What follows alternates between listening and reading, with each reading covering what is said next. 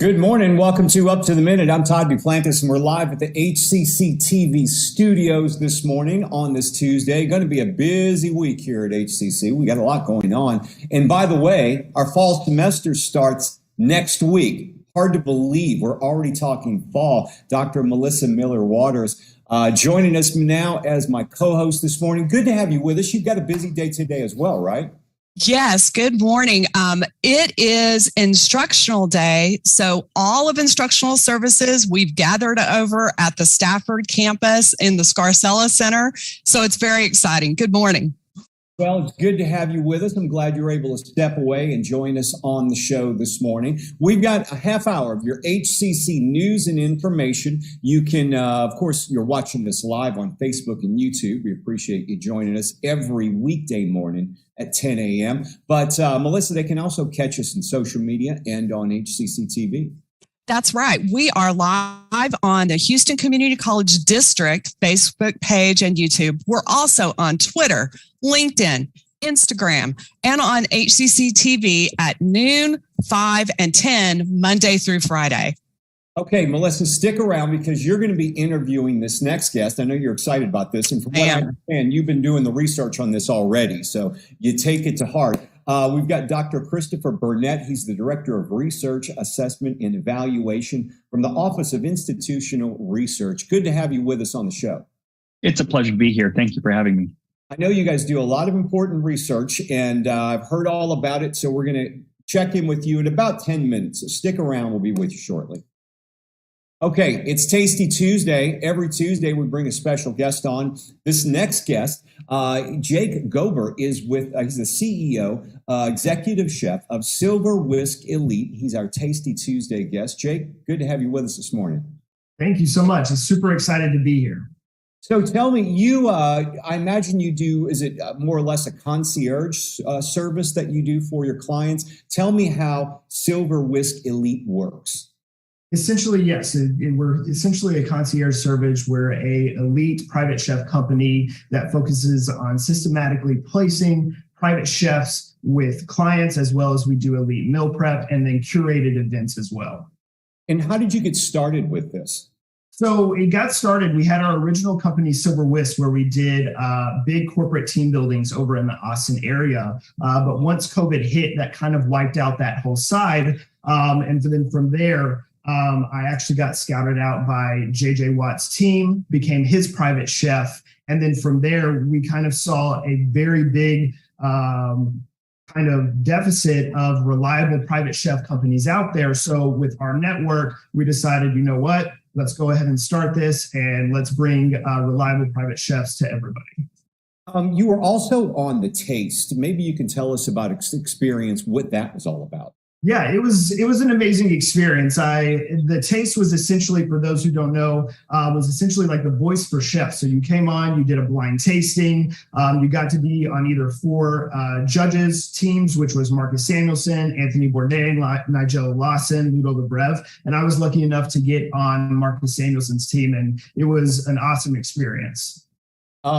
Everybody hears JJ Watt. The man is a machine. You know, I admire his workouts, and I know he's posting like pictures at like 4 o'clock in the morning. He's always in the gym. I got a couple of questions for you. One, does he ever have a cheat day? And when he does, if he does, what does he eat that's just not healthy? It's funny. Yes, he does have a cheat day. He's loves to eat lots of different types of things. He's from the Midwest. So I know like on cheat days, we would do homemade pizzas. There was sometimes, since being from the Midwest, fried cheese curds were a big thing. There were sometimes I would make that for him. So it was kind of lots of different things, as well as breakfast. He loved breakfast for dinner as well. So I do homemade like bananas, Foster's, French toast, or something of that nature. You said that they actually came to you. Is that how it worked when you got hooked up with JJ Watt? That is correct. So the team nutritionist had reached out to our company looking for different private chefs. I let them know that was something that I specialized in nutrition specifically. And I understand that Marcus Samuelson is one of your mentors. Tell me about that relationship and how that came about. He is, and he's an amazing guy. And I was so lucky and blessed to be able to actually be on his team. And then afterwards, he actually invited me to go up to New York, work with him for a while in the restaurant or in Red Rooster. And I was very young at the time. I was 20 years old. So it was amazing to be able to kind of go under his wing, work with him with different events and kind of learn the whole trade from his eyes. You've got something you're preparing for us. I want to hear about that. Maybe you can show us what you got. Some cheddar biscuits. Those sound pretty good. That's right. So we're going to do a jalapeno cheddar biscuit with some hot honey right on top. Okay, go ahead. We'll go ahead and get started. I'll ask you a few questions while you're putting stuff together. You got it. So I've got just some all-purpose flour. I'm going to throw in some baking powder, a little bit of sugar. You can also add salt if you would like. From there, what you want to do is just kind of mix that up together so it's well combined, right? Once we have that added in there, we're going to take some butter. Now, sometimes recipes call for you to kind of cut it in. That takes a long time. So I like to do things a little bit easier so you can always get some really cold butter and then just grate that into your mixture. And so that's going to also help your butter or your biscuit be super, super flaky. But that's what you always want them to be nice, light, and flaky as well. These jalapeno cheddar biscuits, was JJ Watt a fan of these too? Yes, he was. How could you not like these? I mean, how could you go wrong? You got a biscuit, you got cheese, you got jalapenos. You can't go wrong with that. You really can. So from here, we're going to add in our butter and mix that together. After we do that, we're going to add in about a cup of milk. And so we're going to add that in, and then the main thing where people go wrong in making biscuits is they overmix. So biscuits can be very easy. It's just all in the technique and how you make it. So you want to make sure to kind of fold in your flour. That's what I was going to say. It looks like you're more folding than mixing there, and that's important. Because if I was just in here just stirring away, it would overdevelop my gluten and make it too dense. So we just want to get it to where it kind of comes up into a mixture and comes together like that. Oh, yeah. Okay.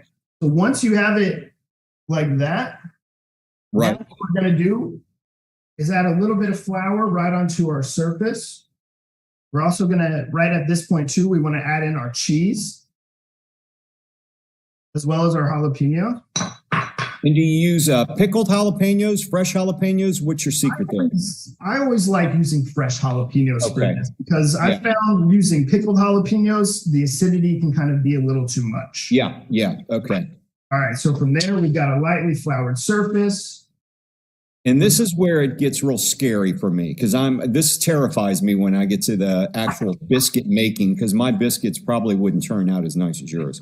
Well, the main thing, and like what I said, is all in the technique. And once you get it down a couple of times, you're going to have people asking you and requesting you to make biscuits. So we're just going to have it on our surface. We're literally just going to kind of push it together like this. Take our rolling pin. I'm not kneading it because if we kneaded it, it would actually make it too dense. So I'm just lightly rolling it out. I'm going to take my cutter, put a little flour on it, and then we just cut from there. There you go. Perfect biscuit right there. And do you use white cheddar or yellow, or does it really matter? I do. It doesn't really matter, but I like doing a mix of like a Colby Jack. So a mix between cheddar and Monterey Jack. Right. And when you're baking these, how long are you going to bake them for, and what temperature do you put them in at? So you want to make sure to bake them at 425, so you get a nice crust for about 10 to 15 minutes. All right. So we're just going to kind of put that left excess right there. Get one more right onto there. So there you go. Easy enough. Okay. Biscuits. It's not terrifying to me anymore. You've kind of taken away that stigma of terrifying making biscuits. So I actually may try that. So, of course, the magic of TV. And they're done. Look at that. Hey, we're going to pull them out. They're perfect. Already done. Went. Oh, yeah. Quick. And these how you want them to look. All right. So we're going to place them on here. And this is my favorite part, is adding in our hot honey. Now, I got this at a local farmer's market. Yeah. Find this at different stores as well. And I just like taking a little bit. I'm going to go all out and say that, with those biscuits, some fried chicken would go really well. Fried chicken. That would be a perfect combination for that. Yeah, I'm going to go with that. So, oh man, that is the way to go. There you have it. Jalapeno cheddar biscuits, a favorite of JJ Watt. Definitely, boy, we got something in common. Jake Gober, if people would like to learn more about Silver Whisk Elite, we'll have some information in your social media information in our post after the show. Jake, we appreciate you being here. Continued success to you, and thanks for joining us. It's been an absolute pleasure. Thank you. Thank you, Jake. All right, we're going to move on to a different subject. Melissa, it's not biscuits, but still very important. But, let's face it, biscuits are very, very important these days. Those look outstanding. Didn't they? Yes. I got to get over and get me a biscuit, man. That's right. The fried chicken wouldn't hurt either. Yep. All right, Melissa, take it away, because you're going to be talking about some important research that tells us more about our students and their insights. That's right. So next up is Dr. Christopher Burnett. He serves as the Director of Research, Assessment, and Evaluation in the Office of Institutional Research. Welcome, Chris. Thanks for being here this morning. Let's start off with just an introduction to the Community College Survey of Student Engagement. What is it? Well, the title is a mouthful, so we often just call it CCCTV for short, based on the abbreviation. And so what it is a survey that's administered to hundreds of community colleges throughout the country. And what it does is it gives faculty and staff insight into how their students are engaging with and experiencing their college. So it asks topics about how students spend their time, what they feel that they're getting out of their classes, how their relationships are with their faculty, with their advisors, and with their peers. That's awesome. What else does it let us know about how we connect with our students? It gives us a valuable insight because it also lets us sort of break down our students, so we can see that some students, for example, are adult learners, so over the age of 24, for example, they engage very differently than what our more traditional age students do. And so we can know things like, do our students find that our coursework is active and collaborative? And so that's important when we think about how we design our curriculum to make sure that we engage with our students. It gives information in how the students interact with their instructors, and what other supports we might be able to provide to our students in their learning journey. That's really great. Do we ever use this survey to compare ourselves to other colleges? We do. That is one of the benefits. In addition to the survey being a well-designed, robust survey, they actually give us the results to let us compare with our peers, with other community colleges throughout the nation who participate in the survey. So we can see where we're really strong. We can also see where we have opportunities to improve. And so that's important for us as we continue to try to better serve and support our students. That is really, really great information. I know that we have done the CCCTV for many years, but I also understand that it's been a while since we have administered this survey, like about 4 years. Can you talk a little bit about why there was such a gap? Yes, well, we were going to do the survey in 2019, I believe, was the last time we were going to try and do it, and then it was pulled, or maybe it was 2020. My dates I'm getting COVID dates right now. Right. But yes, we actually had to cancel our last cycle because COVID hit, and so we had to do the rapid transition. So they actually nationwide canceled that survey, and we haven't done it since then, which is unfortunate because our faculty and our staff always ask about these data. It's so valuable to them. They always want to know how our students respond on this survey. And so we were fortunate that this year we had over 3,500 students participate in the survey. And that's great feedback. And we're so glad that after 4 years, we're getting these data. That's right. 3,500 students is a pretty good sample. It really is. Yeah. I'm impressed with that. I'm pleased by it. And it really, the way that they design, the University of Texas actually is who puts on the survey. And so they do a very intentional sampling procedures to make sure that we can draw inferences out of these 3,500 students to be representative of our population of students. Yeah, that's really great. I think that so I know that the survey tells us a lot about different subsets of students, right? And it seems as if we might be learning some pretty interesting information about our first generation students, and we have a lot of them. What does the SESI tell us about those particular students? Well, I would like to point out before we get into that it's important here at HCC. It's really great that we have these data and that we use these results for continuous improvement. But we also don't want to lose the individuality of our students. And so that's why, even though we do disaggregate by these different groups, when we actually are interacting with a student and serving a student in front of us, we focus on that student and we don't consider what group they may be representing. As for our first generation students make up roughly 55% of our population. That's sizable. That's great. That speaks to how HCC is able to connect with our students and our community. And we know that these students, they are often, and not just at HCC, this is nationwide, they're often more hesitant to speak up in class, to ask questions, to contribute to the class discussion. And so, like I said, it's important to know that this is true of our HCC students as well. And that's a good takeaway for our faculty, that they can better support our first generation student through strategies that other institutions have found, like when they disclose their own first generation identity. The students feel more connected in that sense and are able to be comfortable speaking up, connecting with that faculty member, and engage with faculty and stay on course for their success. Right. Which totally makes sense, right? If a student can see themselves in the people that they interact with, they're more likely to feel like they belong. That makes it totally makes sense to me. What about the traditional age of our students here at HCC? What does the survey tell us about that? Yeah, so as I said, traditional age is really defined as 18 to 24-year-olds. We know that at HCC, roughly half of our students are so-called traditional age, and the other half are older students, older than 24. So we find that these students, they are more likely to be responsible for childcare or taking care of their parents. We know that they are also more likely to be working for pay, but they also spend more time studying for classes. So these are highly engaged students who bring a lot to the class experience. They speak up in class. They contribute to class discussions. They ask questions rather.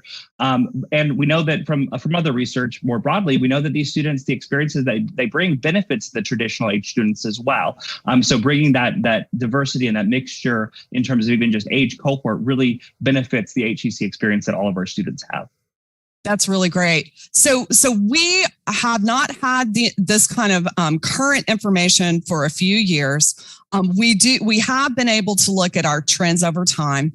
Now that we have this new feedback and input from our students, how are we going to let faculty and student services professionals know about these results so that they can think about how they do what they do? So we make the summary reports. They're available on My HCC to all of our faculty and staff. So anyone can go out there and visit. I believe we might have a link to that. And so that's where they can dive into the results. In addition, we're going to be putting together several presentations to share with our community, to share with our advisors, to share, with the deans and various stakeholders, that to try and get those data in the hands of the people who can most use them and most make a difference in our students' experiences. That's so wonderful. When we have a big set of results like this, what other kinds of data do we often use to think about these responses in relation to other information that we have? Sure. It's important to always try to connect and be mindful of what these data show us and what they don't show us. So it is important to recognize that this is a survey about engagement, our student engagement.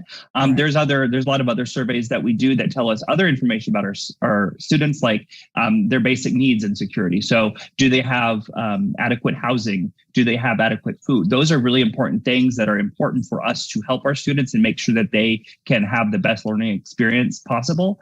And so we use these to couple with our other surveys and data to best hone in on how to support our students. That is so great. Thank you so much for being with us today, Chris. I know that people will have a spiking interest in how we can use this data to do things better for our students. Once again, Dr. Christopher Burnett is the Director of Research, Assessment, and Evaluation in the Office of Institutional Research. And we'll have information about all of this work in our post after the show. Thanks, Chris. Thank you for having me on. It's been great.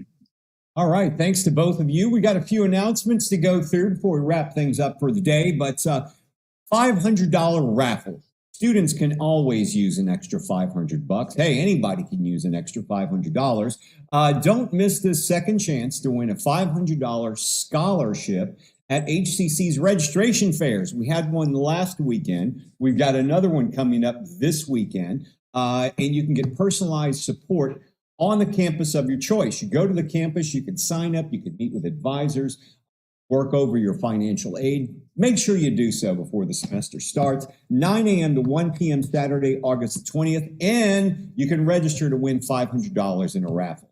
We'll have a link to all of that in the social media post after the show. And Melissa, the Mattress Max School of Selling, I hear it's incredibly popular. It's incredibly popular, and it is back. Work Texas has joined HCC's Mattress Max School of Selling to offer an expanded on-site program to include customer service training. All of those take place from 6 to 10, Monday through Thursday, through September 27th at Gallery Furniture. Once again, we'll have more information about this in our post after the show so that people can register.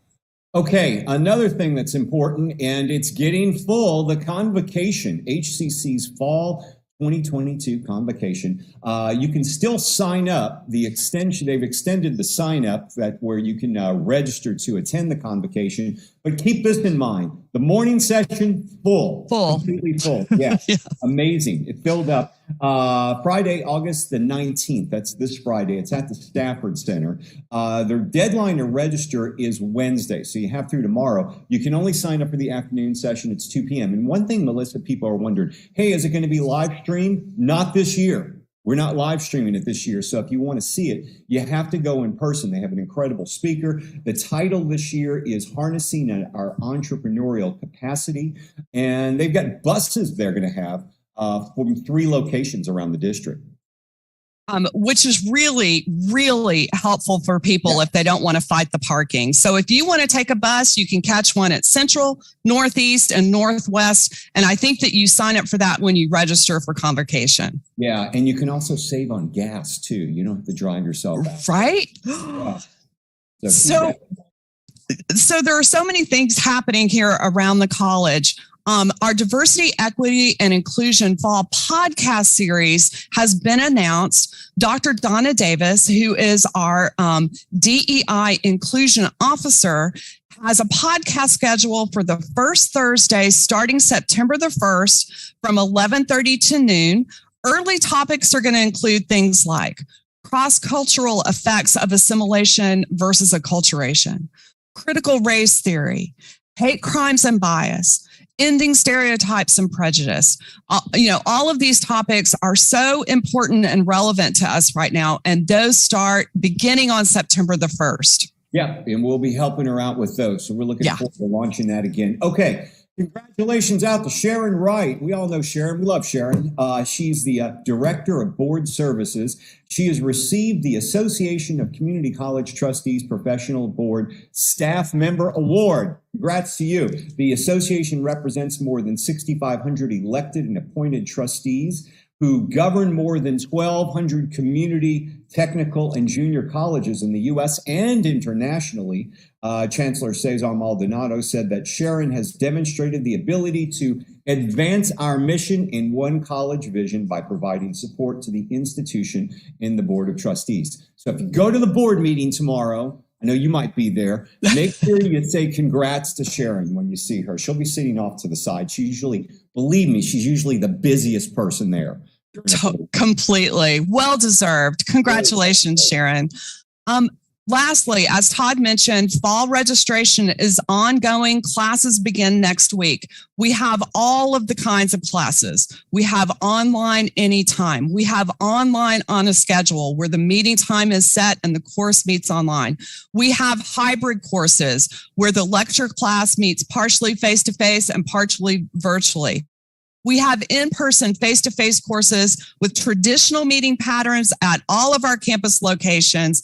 And we also have lab and studio courses. So for registration to all HCC programs, go to hccs.edu/apply.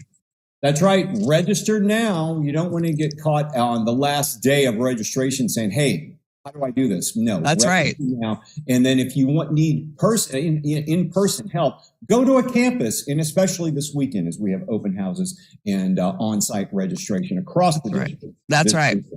Okay, Small Business Wednesdays tomorrow. HCC's Entrepreneurial Initiatives is co-sponsoring a home ownership fair, and it's with Wells Fargo. So we'll hear about that. And then our chief of police will be joining us, as he always does, once a month. He'll be joining us tomorrow as well. I'm not here. Melissa, you're not here tomorrow, but Sharday will be here hosting. Oh, awesome. Yes. Yeah. Hosting the show. She runs a tight ship. She sure does. She runs a tight ship. I just want to warn you ahead of time. So I'll be here tomorrow. We look forward to seeing you later in the week. Live tomorrow, 10 a.m. right here in Upton.